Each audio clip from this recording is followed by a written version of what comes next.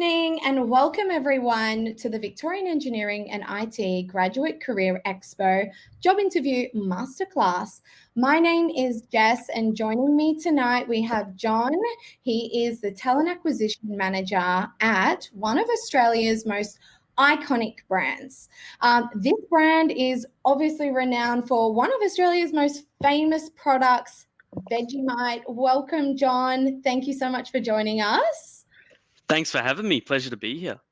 Very welcome, very welcome. So I'm really excited. We're going to be dropping some real tips, some real truths for job interview tips, okay? This is specifically for graduates and students. So for those of you who are about to start going out into the real world and applying for jobs, there's just so many things that you should know. So I guess to get started, I'm going to give a little bit of background into who I am, what I do, and as well, maybe my first number one hottest tip. So my name is Jess and I'm a career coach. I work at Reesby. I actually manage the business, and what we do is we help people find jobs, and we help companies like Kraft, for example, find amazing talent. So over my career, over my many thousands of interviews that I've done, I have really found some of the top secrets for landing a job. So my 4 keys to success for landing an interview will be shared throughout our interview. But first of all, we might start with just my number one tip, which would be make sure that you actually seek professional help before your interview. It's so important, guys, and it's going to help you so much. So a little bit about what I do. I'm a talent acquisition partner. So my role is to work with, I guess, people like Jess, and also to work with the marketing candidates to hire the best talent for my company. So our grad program, we run a major grad program once a year. We actually start the grad program in February or March. We start advertising, and that's actually to hire for the next year. So it's a good tip for all of you prospective job seekers out there who are graduates. Make sure you get in nice and early. Make sure you're aware of what you want to do next year and what kind of roles you want to apply for next year, because the big companies are going to be hiring nice and early in the year for the next year to start in the next year. So there are 4 key pillars, I think, for getting a job, okay? So that's like for even being considered for a position. So this is before you even go to the interview. And I would like to call it, that you need to be a prick. What that means is PRIC. So your presentation skills. So this is like how you interview, your mannerisms, how well you speak, and how you just generally present yourself. R is for your resume. So making sure you have an incredible CV. I mean, so many people spend hundreds of thousands of dollars on their education and all these extra little fancy things, and they forget about a professional resume, which is going to make the world of difference. We all go get our hair professionally cut. It's time to get yourself a professional resume. The third one, which is I, is industry experience. So this could be an internship. It could be a part-time job. It might be a little freelance project that you've decided, call up a local company that cuts grass and see if you can build them an app. Whatever it is that you're thinking to do, guys, just some industry experience. And then the last one, which is C, is what you've probably already got.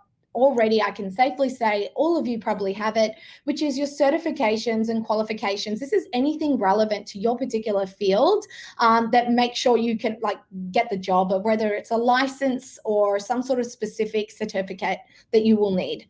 Okay. Then we move on to actually going and finding jobs and applying for jobs. So it's all about quality, not quantity. Okay. You should only apply for jobs that really spark joy. So apply for jobs that when you see it advertised, you go, wow, that's the kind of company that I want to work for. But I think interviews is an interesting one because it's the impression that counts, and you need to be professional in the interview, and you need to put your interviewer at ease and make them aware that you are a professional candidate. So I think always it's best to, if anything, to overdress than underdress, because it's that impression that counts, and you want to put in a little bit of effort and make sure that you come across as polished, because polish is something that interviewers do look for when we're interviewing candidates. So I would say whatever is business appropriate and as business professional as you can. I remember a lot of times we'll ask that question, tell us about yourself, tell us about your career, and that will spark a half an hour response and conversation, and that's most of the interview done. So by the time they finish the answer, so definitely. When they ask you, tell me a bit about yourself, what they're actually asking, because this is kind of like a bit of an Aussie way, I guess, of asking that question. It's more that they want to know, like, tell me about your work history or your relevancy to this position. So start with whatever's the most relevant to this role. So let's say you're applying for a sales job. Yeah. But your most recent role was working in a supermarket, doing fruit restocking. But your previous role to that was a sales job. Don't talk about the supermarket role first. Talk about the sales job first, the most relevant experience.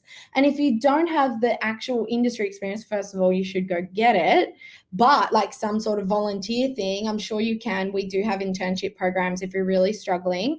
But I would highly, highly recommend that you then talk maybe about your studies, your uni project, and highlight your skills. No, I was just going to say that's a fantastic tip, because it's actually a trick question when we ask you, tell us about yourself. And the actual question we're asking is, can you take your entire career or your personal life and shorten it and collate it and pass the information back to us in a concise fashion? And sometimes we use the 3 and 5 rule. So when you're talking about your career, talk about your last 3 roles or the last 5 years in your career. Those are the key ones that we want to focus on. And the next thing I probably would say as well would be like research the company and the job in detail, plus the person you're meeting. Have you had that before, Jono, before an interview, someone's checked you out, or have you ever had a candidate super not prepared? Yeah, Talk to me. Can't recommend that enough. All your tips are absolutely on point here, Jess, but definitely research the company. That's critical, and that's what's going to set you apart from everybody else. In Absolutely. That's what I'm saying. I think, guys, like, always check out who you're meeting with beforehand. It also helps to recognize a person when you're about to meet with them, or for, in a Zoom, you know what I'm saying? Like, it's just really, really, really useful. I would also encourage as well that you have done that research before you've even hit apply. The next tip I would probably say is, like, for your Zoom interviews, make sure you're dressing just like you would for a face-to-face interview. Have you had anyone so far? Have you been doing your Zoom interviews lately? I have. Yeah, we do a lot. So we're on Microsoft Teams, and we use Zoom as well. So a lot of our interviews are virtual at the moment. So yeah, that's a massive tip as well. Make sure you're dressed appropriately. You've got the right lighting happening.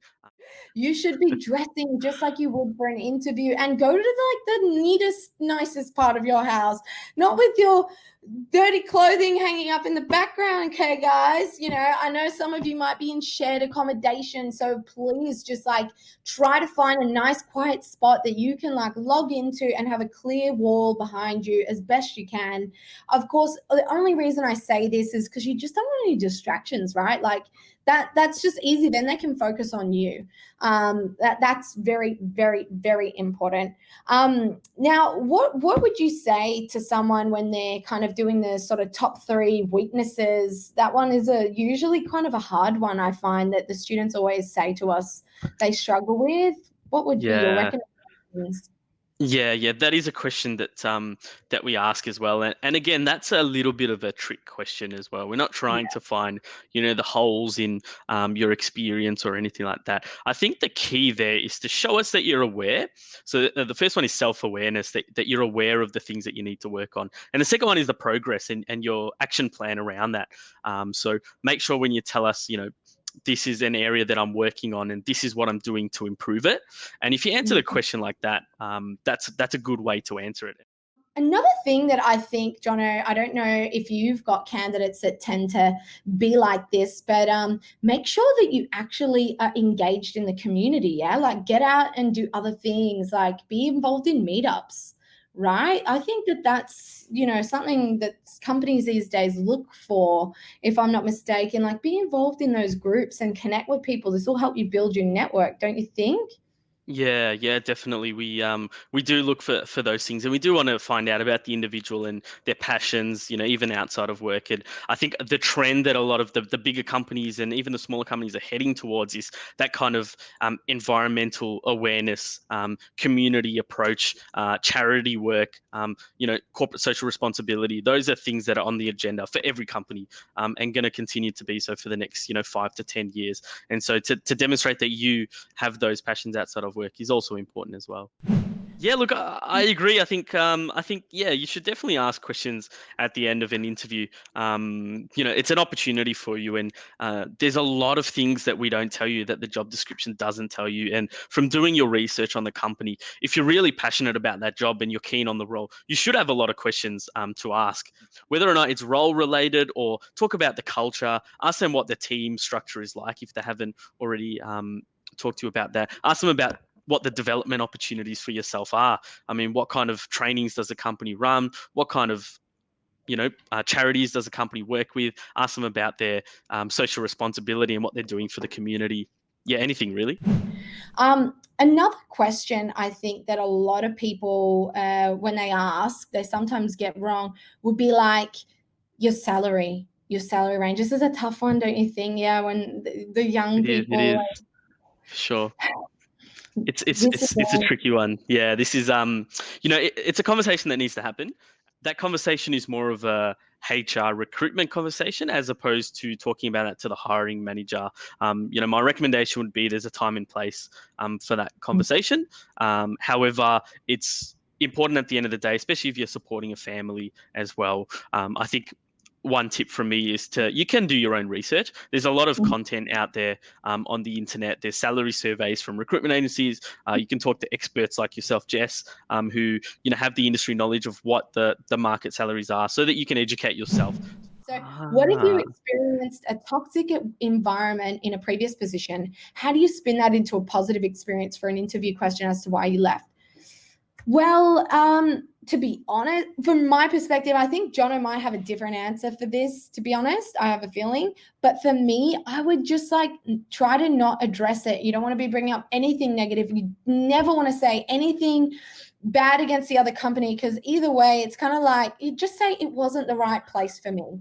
It was just not really the right kind of culture for me. It might be suitable for someone else, but over time there was just some not really synergies on the workplace. It was just not really a suitable workplace for myself, and so I've decided to pursue other opportunities. Try and avoid being personal. If you're going to tackle that question and talk about that it wasn't a right fit for you, don't be personal about the company, and don't be personal about the employer or manager that you worked for. Answer it the way that Jess said. Obviously it wasn't a good fit for me. Always try and be what's the word? Classy about your previous roles that you've worked at. Don't talk down about the company, and try not to talk down about specific people. So yeah, you got to approach that with a little bit of tact, I think. But I think I've seen a lot of advice out there about sending a follow-up message. I think a follow-up message is okay to the recruiters. Maybe avoid contacting hiring managers directly as well. You've always got a point of contact there in HR or in recruitment that you can go to.